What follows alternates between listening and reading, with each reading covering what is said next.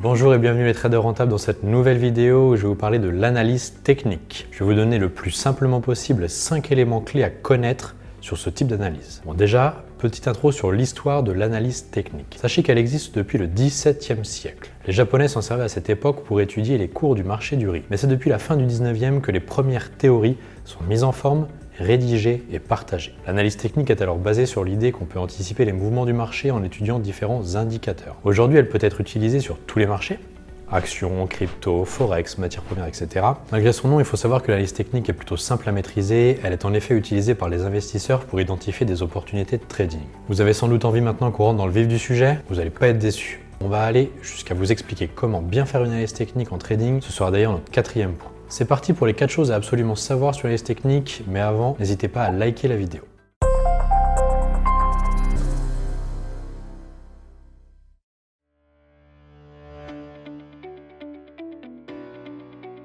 Si on commençait par une définition de ce qu'est l'analyse technique. L'analyse technique, c'est donc une stratégie qui permet d'évaluer un actif financier grâce à l'étude de l'historique du marché. Les analystes considèrent que les mouvements de prix du marché ne sont pas aléatoires. Ils pensent plutôt que ces mouvements créent des modèles et des tendances identifiables qui se répètent dans le temps. Donc on utilise cette analyse pour prévoir l'évolution future des prix d'un actif financier. L'objectif est alors très clair, c'est de déterminer les meilleurs moments pour acheter ou vendre. L'analyse technique repose sur 3 théories. La première, c'est que le marché intègre tout. En d'autres termes, tout ce que vous devez savoir sur le cours se trouve dans son prix. C'est pour ça que l'analyse doit se concentrer sur les graphiques et les mouvements de prix. La deuxième théorie estime que les prix évoluent en suivant des tendances. Pour faire simple, les prix du marché sont plus susceptibles de reproduire les tendances passées que d'évoluer de façon aléatoire. La troisième et dernière théorie, quant à elle, explique que les tendances se répètent dans le temps.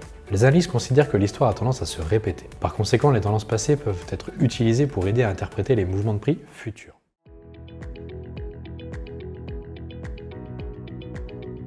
Maintenant qu'on a défini les techniques, penchons-nous sur les tendances, qui est tout simplement l'un des concepts les plus importants de cette analyse. La tendance indique la direction générale que prend un cours. Je vais vous donner les 3 types de tendances qui existent et vous allez voir qu'elles sont en fait plutôt très évidentes. La première tendance, c'est celle qui est à la hausse. Ici, les oscillations de prix montent de plus en plus haut et descendent de moins en moins bas. La seconde tendance est logiquement à la baisse. A l'inverse, la tendance baissière signifie que les oscillations de prix descendent de plus en plus bas et montent de moins en moins haut. Et enfin, la dernière et 3e tendance, vous l'avez sans doute compris, c'est la stagnation. On observe ici un faible mouvement à la hausse ou à la baisse. Grâce à l'étude de ces tendances, on peut dessiner les droites que l'on appelle droites de tendance. Les droites de tendance sont tout simplement le tracé de lignes droites pour relier les points bas ou les points hauts de la courbe des prix. Cela permet de montrer la direction générale de la tendance. Une droite de tendance est validée quand il y a 3 points de contact. Pour une tendance haussière, on prend les 3 creux, et pour une tendance baissière, on prend les 3 sommets. Les droites de tendance permettent d'observer la direction prise par le marché. Tant que les lignes de support et de résistance ne sont pas dépassées,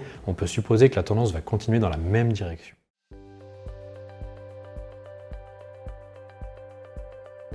On passe maintenant à la 3e notion à savoir. Elle regroupe 2 niveaux clés en analyse technique, le support et la résistance. Les supports et les résistances sont en effet un autre concept important de l'analyse technique, puisque les résistances et les supports sont des niveaux de prix qui vont bloquer le mouvement dans un sens ou dans l'autre. On parle de niveau de support quand on observe que le prix rebondit sur un certain niveau sans pouvoir le franchir et descendre plus bas. Et on parle donc de niveau de résistance quand le prix d'un titre financier atteint un prix considéré maximum par les acheteurs et donc se met à ralentir, voire à s'arrêter de monter. Quand les niveaux de support et de résistance restent en place, on peut en déduire que la tendance actuelle est fiable et que le mouvement va rester constant. Et lorsque ces niveaux sont dépassés, alors on s'attend à assister rapidement à une nouvelle tendance du prix. Par exemple, si le niveau de résistance est dépassé, les investisseurs vont considérer qu'il y a une forte chance qu'on soit au début d'une nouvelle tendance à la hausse. La résistance fera office de support, ce qui est positif dans un trade à l'achat.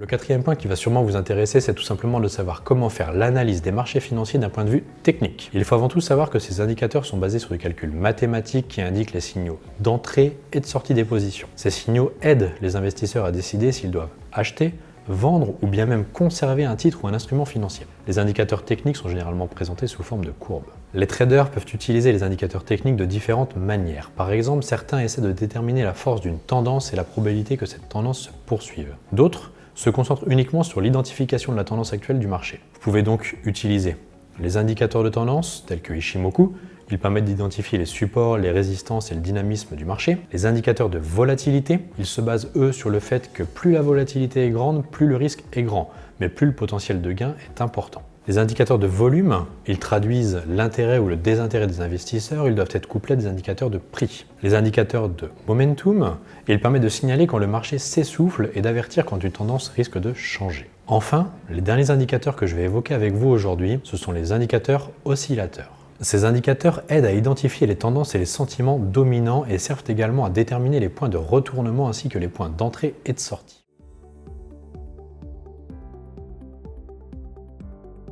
Enfin, l'analyse technique est une discipline utilisée pour évaluer les investissements et identifier les opportunités dans les tendances et les modèles de prix observés sur des graphiques. L'analyse technique est donc basée sur l'idée que les variations passées d'un titre financier sur les marchés peuvent être des indicateurs précieux de l'évolution future de son prix. En apprenant à utiliser l'analyse technique, vous pouvez vous aussi développer de vraies stratégies gagnantes sur les marchés. Et chez Alti Trading, on vous donne toutes les clés pour réussir au mieux vos analyses techniques. J'espère que cette vidéo vous a plu, n'hésitez pas à me le dire en commentaire et à liker cette vidéo et je vous dis à très vite sur les marchés financiers.